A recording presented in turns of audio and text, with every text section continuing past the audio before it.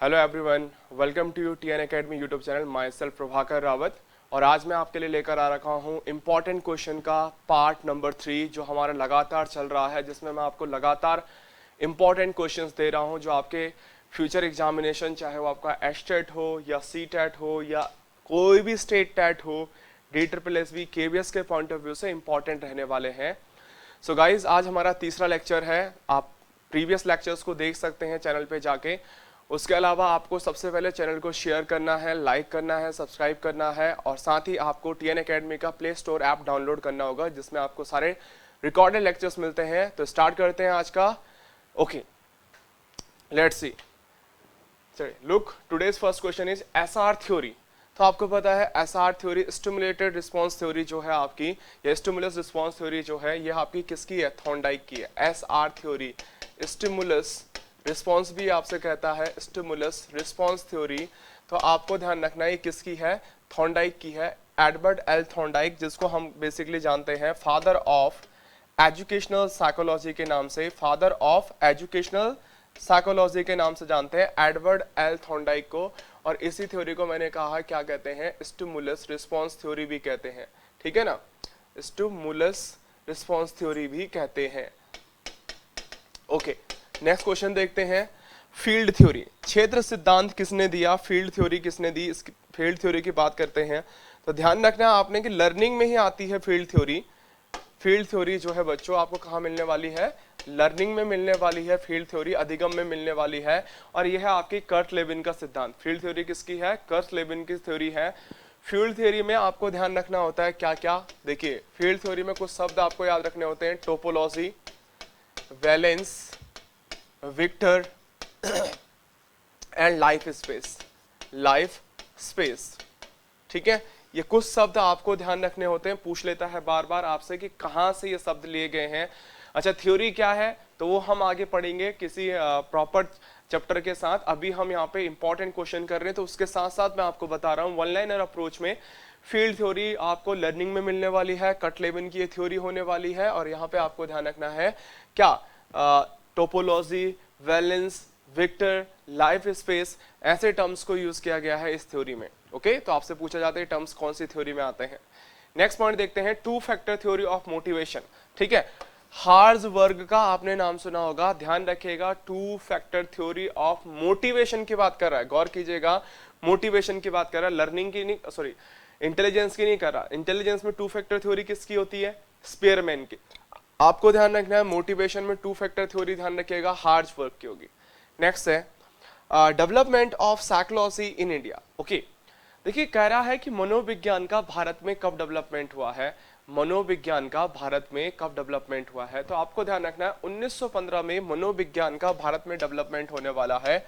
Calcutta university से। कहां से होने वाला है? कोलकाता यूनिवर्सिटी से होने वाला है। और आपको ध्यान रखना है यहाँ पर इसको लाया जाएगा अंडर फिलोसॉफी डिपार्टमेंट। किसके डिपार्टमेंट के तहत लाया जाएगा? अंडर फिलोसफी डिपार्टमेंट, दर्शन शास्त्र के अंदर इस सब्जेक्ट को लाया जाएगा। और यहाँ पे गौर करने की बात यह बच्चों कि 1916 में आपका जो ये सब्जेक्ट है साइकोलॉजी एक इंडिपेंडेंट सब्जेक्ट बन जाएगा। 1916 में साइकोलॉजी आपका एक इंडिपेंडेंट सब्जेक्ट बन जाएगा। आगे देखते हैं, आगे कह रहा है कि ERG theory of motivation. ERG theory of motivation.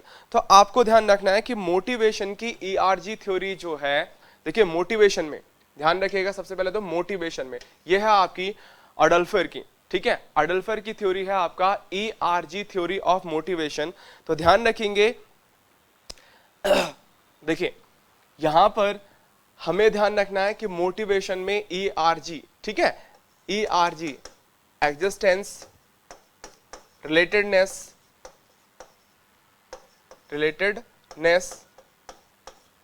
और ग्रोथ, इन तीन चीजों से बनती है आपकी ERG थ्योरी। ठीक है, एग्जिस्टेंस, रिलेटेडनेस और ग्रोथ, इन तीनों को हम नाम देते हैं आपका क्या? व्हाट?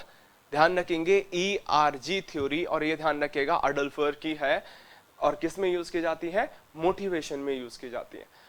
आगे बढ़ते हैं बच्चों, जहां पर भी आपको लगता है कि नोट करना चाहिए आप वीडियो को पॉज कर सकते हैं। इन क्वेश्चंस में जो ये 300 क्वेश्चन है आप देखेंगे आपके स्टेट में मोस्ट ऑफ क्वेश्चंस आपको यहाँ पे मिलने वाले हैं नोटिना स्टेट, KVS, DSSS, उसके अलावा आपके जितने भी टीचिंग के एग्जामिनेशंस होते हैं, ये 300 क्वेश्चन आपके लिए बहुत इंपॉर्टेंट रहने वाले हैं। आप देखिएगा, आप किसी भी एग्जाम में जाएंगे, मोस्ट ऑफ क्वेश्चन आपको इनमें से मिलने वाले हैं, तो इसलिए ज़्यादा से ज़्यादा सपोर्ट कीजिए। चलिए आगे बढ़ते हैं। नेक्स्ट देखिए बच्चे, ग्रुप डायनामिक्स, ठीक है। ग्रुप डायनामिक्स का कॉन्सेप्ट किसका है? तो आपको ध्यान रखना है कि ग्रुप डायनामिक्स का कॉन्सेप्ट किसका है? कर्ट लेविन का है। कर्ट लेविन अभी थोड़ी देर पहले हम पढ़ चुके हैं फील्ड थ्योरी में, फील्ड थ्योरी, क्षेत्र सिद्धांत में। अगला देखते हैं, कॉन्टिजेंसी थ्योरी ऑफ लर्निंग, सीखने का समीपीय संबंधवाद सिद्धांत। ध्यान रखिएगा, कॉन्टिजेंसी थ्योरी जो है, सबसे पहले चीज ध्यान रखिएगा, ये लर्निंग का एक सिद्धांत है और यह है आपका गुथरी का, गुथरी, ठीक है। कॉन्टिजेंसी थ्योरी ऑफ लर्निंग किसकी होने वाली है? गुथरी की होने वाली है। नेक्स्ट देखते हैं, साइन थ्योरी, साइन थ्योरी, चिन्ह सिद्धांत किसका है? तो आपको ध्यान रखना है, साइन थ्योरी या फिर आप कह सकते हैं टी थ्योरी, साइन थ्योरी या टी थ्योरी, ये जो है आपका टॉलमैन का सिद्धांत है, जिसको हम बेसिकली जहां पर हम पढ़ते हैं लेटेंट लर्निंग, ठीक है, या फिर आप करते हैं गुप्त अधिगम, तो टॉलमैन का सिद्धांत होने वाला है। नेक्स्ट है फादर ऑफ एक्सपेरिमेंटल साइकोलॉजी या एक्सपेरिमेंटल मेथड, प्रयोगात्मक विधि के जो जनक होने वाले हैं, आपको ध्यान रखना है, ये होने वाले हैं आपके विलियम वुंड।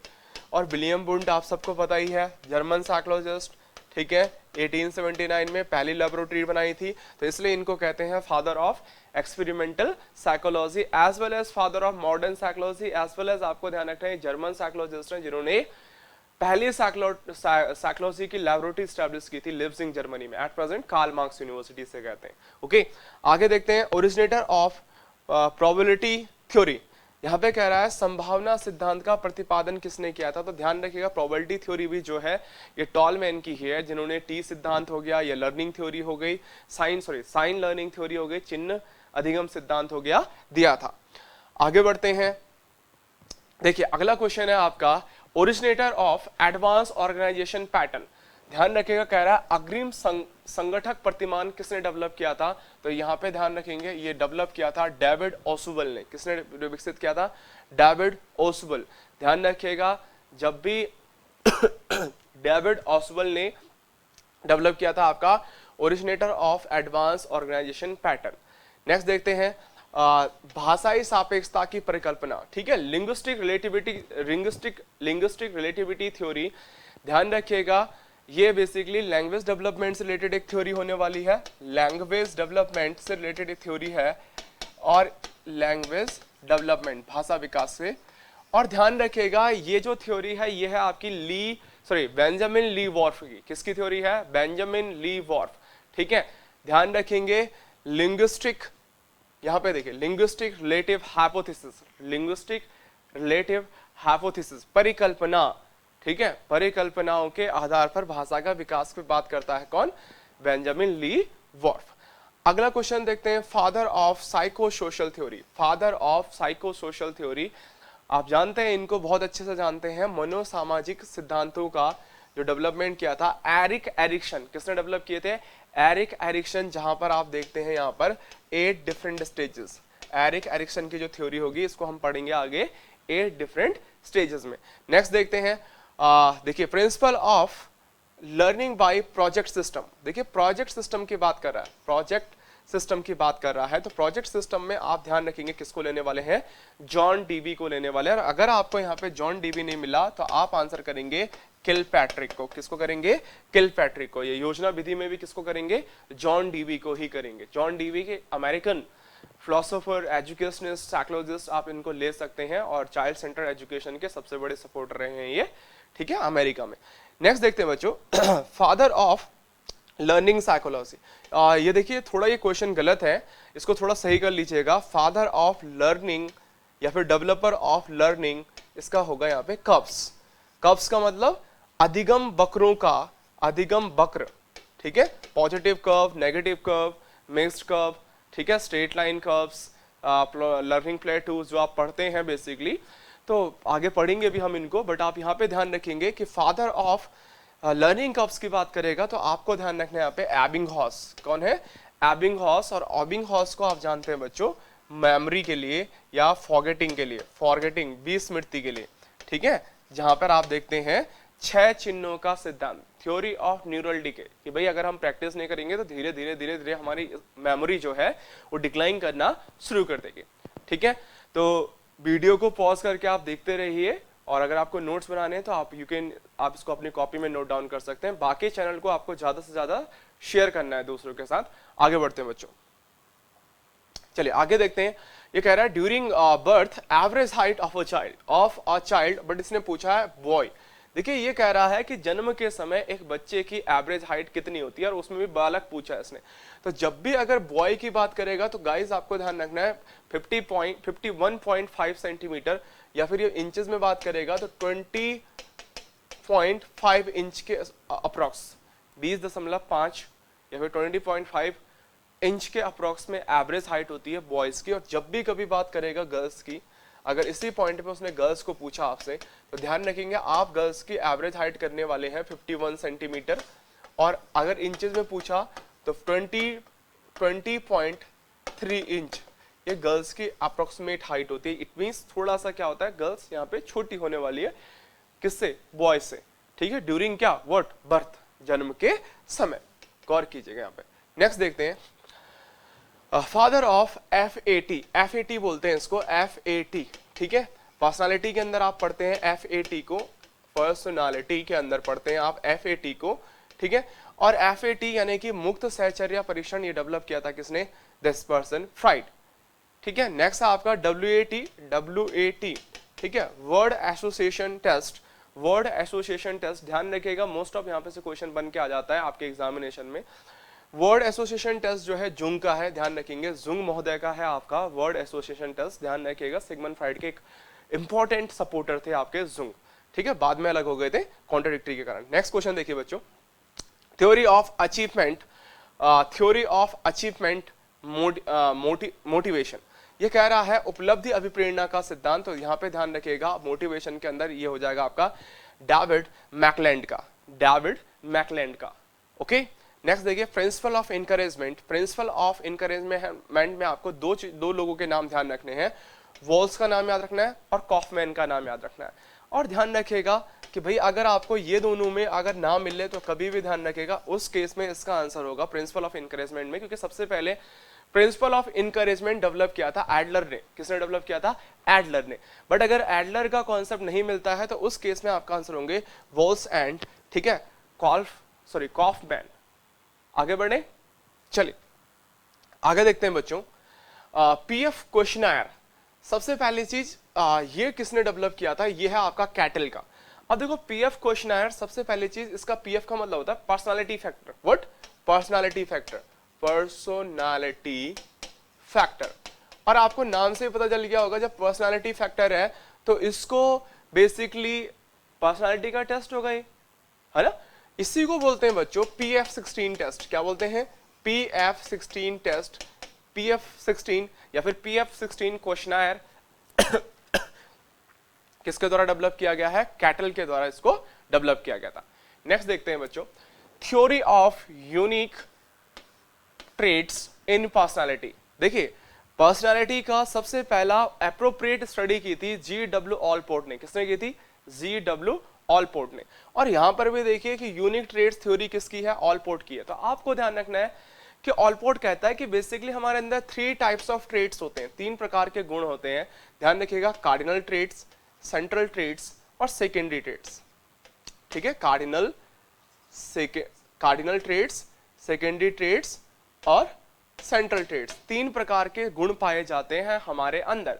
ये कौन कहता है, ऑलपोर्ट कहता है। ऑलपोर्ट वही व्यक्ति है जिसने पर्सनालिटी के सबसे पहले स्टडी की थी। नेक्स्ट पॉइंट देखते हैं, need theory of personality measurement. अब यहां पे गौर कीजिएगा, नीड थ्योरी ऑफ पर्सनालिटी की बात कर रहा है, need theory of personality, not a need theory of motivation. Need theory of motivation किसकी है, किसकी है, इब्राहिम मैस्लो की। नीड थ्योरी ऑफ मोटिवेशन किसकी है, इब्राहिम मैस्लो की। और यहां पर बात कर रहा है need theory of personality measurement. तो need theory of personality measurement की जब भी बात आएगी तो आपको ध्यान रखना है, यहां पर होंगे आपके मुरे, यानी कि हेनरी मुरे ने इस थ्योरी को आपके लिए डेवलप किया है, नीड थ्योरी ऑफ मोटिवेशन। ठीक है, नीड थ्योरी ऑफ मोटिवेशन में कौन, इब्राहिम मैस्लो। और need theory of personality measurement में कौन, हेनरी मुरे।